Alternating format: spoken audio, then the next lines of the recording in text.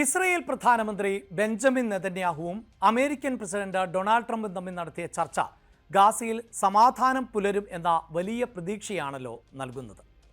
2 വർഷമായി തുടരുന്ന യുദ്ധം അവസാനിപ്പിക്കാനുള്ള നീക്കത്തിന്റെ ഭാഗമായി സമാധാന പദ്ധതിയാണ് വൈറ്റ് ഹൗസ് പ്രഖ്യാപിച്ചിരിക്കുന്നത്. ബന്ദികളുടെ മോചനം സാധ്യമാക്കുക, ഗാസയിൽ നിന്നും ഇസ്രയേൽ സേന പിന്മാറുക, നിബന്ധനകൾ പാലിച്ച ഹമാസ് കീഴടങ്ങുക, പലസ്തീൻ പ്രദേശങ്ങൾ താൽക്കാലികമായി ഭരിക്കുന്നതിന് രാഷ്ട്രീയ ഇതര സമിതി രൂപീകരിക്കുക, ഗാസയ്ക്ക് മാനുഷികമായ സഹായങ്ങൾ എത്തിക്കുന്നതിന് പദ്ധതി രൂപീകരിക്കുക.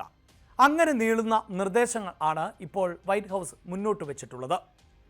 ഇസ്രയേൽ പ്രധാനമന്ത്രി Benjamin Netanyahu American president Donald ട്രംപുമായി സുദീർഘമായി നടത്തിയ ചർച്ചയ്ക്ക് ശേഷമാണ് വൈറ്റ് ഹൗസ് ഈ പദ്ധതിയുടെ വിശദാംശങ്ങൾ പുറത്തുവിട്ടത്. യുദ്ധം ഉടനടി അവസാനിപ്പിച്ച് എല്ലാ ബന്ദികളെയും തിരികെ കൊണ്ടുവരുന്നതിനും ഇസ്രായേലിന് സുരക്ഷയും പലസ്തീന് സ്വാതന്ത്ര്യവും ഉറപ്പാക്കാനുമാണ് സമാധാന പദ്ധതി രൂപീകരിച്ചിട്ടുള്ളത് എന്നാണ് ട്രംപ് പറയുന്നത്. ഈ സമാധാന പദ്ധതി അംഗീകരിച്ചതിന് നെതന്യാഹുവിനോട് ട്രംപ് നന്ദി അറിയിക്കുകയും ചെയ്തു.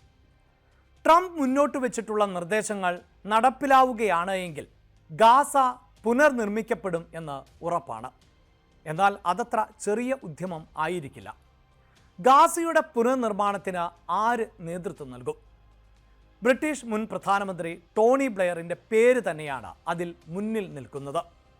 ഗാസ ഇൻ്റർനാഷണൽ ട്രാൻസിഷൻ അതോറിറ്റി എന്ന പേരിൽ ഇടക്കാല ഭരണ സംവിധാനം ഏർപ്പെടുത്താനാണ് ശ്രമം. ഐക്യരാഷ്ട്രസഭയുടെയും അറബ് രാജ്യങ്ങളുടെയും പിന്തുണയോടെയാകും ഈ അതോറിറ്റി പ്രവർത്തിക്കുക. ടോണി ബ്ലെയറിൻ്റെ നേതൃത്വത്തിൽ ആകും ഈ അതോറിറ്റിയുടെ പ്രവർത്തനം എങ്കിൽ ഗാസയിൽ നടപ്പിലാക്കാൻ ഉദ്ദേശിക്കുന്ന പുനരുദ്ധാരണ പദ്ധതി എങ്ങനെയാകും? ഇപ്പോഴിതാ അതിൻ്റെ വിശദാംശങ്ങൾ ആണ് പുറത്തു വന്നിട്ടുള്ളത്. തകർന്ന് തരിപ്പണമായ ഗാസയിൽ 300 മില്യൺ പൗണ്ട് ചെലവഴിച്ചായിരിക്കും പദ്ധതി നടപ്പിലാക്കുക. പുനർനിർമ്മാണത്തിനിടെ പുതിയ ഭരണകൂടത്തിന് അടിയന്തര ഘട്ടങ്ങളെ നേരിടേണ്ടതായി വന്നേക്കാം. അതിന് പ്രത്യേക വാർ റൂം, സുരക്ഷയുടെ ചുമതലയുള്ള സൈനികർ, അന്താരാഷ്ട്ര തലത്തിൽ കഴിവ് തെളിയിച്ച പോലീസ് സേന എന്നിവയെ ഈ സംവിധാനത്തിൻ്റെ ഭാഗമാക്കും. അയൽ രാജ്യമായ ഈജിപ്തിലെ അൽ അരീഷിന് സമീപമുള്ള പ്രദേശങ്ങളിൽ നിന്നുകൊണ്ടായിരിക്കും അതോറിറ്റി ആദ്യം ഈ പ്രവർത്തനങ്ങൾ അല്ലെങ്കിൽ ഭരണം നടത്തുക. അമ്മാനിലും കെയ്റോയിലും നയപരമായ കാര്യങ്ങളിൽ തീരുമാനമെടുക്കാനുള്ള കേന്ദ്രങ്ങൾ ഉണ്ടായിരിക്കും. 3-ാം വർഷത്തോടെ അയൽ രാജ്യങ്ങളിൽ നിന്നുള്ള നിയന്ത്രണം അവസാനിപ്പിക്കുകയും അതോറിറ്റി പൂർണ്ണമായും ഗാസയിൽ പ്രവർത്തനക്ഷമമാവുകയും ചെയ്യും. ടോണി ബ്ലെയർ തന്നെയാകും ലോകവേദികളിൽ ഗാസയുടെ അന്താരാഷ്ട്ര നയതന്ത്രത്തെ നയിക്കുക. ഇസ്രായേൽ, അമേരിക്ക, ഈജിപ്റ്റ് തുടങ്ങിയ രാജ്യങ്ങളുമായി സുരക്ഷാ കാര്യങ്ങൾ ഏകോപിപ്പിക്കും. ഭരണപരമായ കാര്യങ്ങൾ വിശകലനം ചെയ്യുന്നതിനും ഏകോപിപ്പിക്കുന്നതിനും 25 പേർ അടങ്ങുന്ന ഒരു കോർ സംവിധാനം ഉണ്ടാകും. ചെയർമാനായിരിക്കും ഈ കോർ കമ്മിറ്റിയുടെ മൊത്തത്തിലുള്ള നിയന്ത്രണം വഹിക്കുക. ടോണി ബ്ലെയർ, അദ്ദേഹത്തിൻ്റെ സഹപ്രവർത്തകർ, പുനർനിർമ്മാണത്തിൻ്റെ ഭാഗമായി അവരെ സന്ദർശിക്കുന്ന VVIPകൾ എന്നിവർക്ക് സംരക്ഷണം നൽകുന്ന ഒരു എക്സിക്യൂട്ടീവ് പ്രൊട്ടക്ഷൻ യൂണിറ്റും രൂപീകരിക്കും.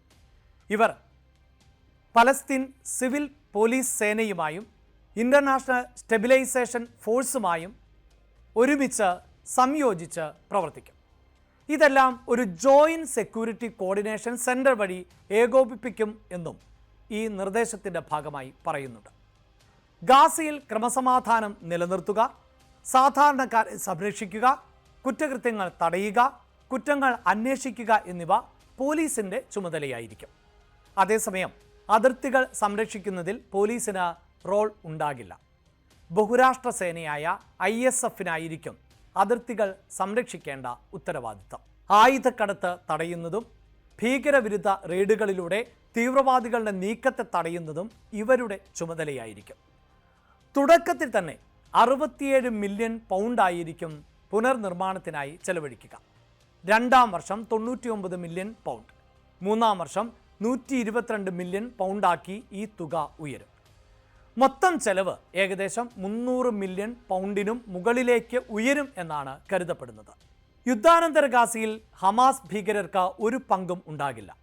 പുനർനിർമ്മാണ പ്രവർത്തനങ്ങളിൽ അവരെ ഭാഗമാക്കില്ല. പലസ്തീൻ പ്രസിഡന്റ് മെഹ്മൂദ് അബ്ബാസും ഹമാസിന് ഒരു പങ്കും ഉണ്ടാകരുത് എന്ന് നിർദ്ദേശിച്ചിട്ടുണ്ട്. എന്തായാലും ചർച്ചകൾ ഫലം കാണട്ടെ. ഗാസയിൽ സമാധാനം പുലരട്ടെ. സമാധാനത്തോടെ സന്തോഷത്തോടെ പരിഷ്കൃത സമൂഹത്തിനൊപ്പം നടക്കാൻ ഗാസയിലെ ജനങ്ങൾക്കും സാധിക്കട്ടെ.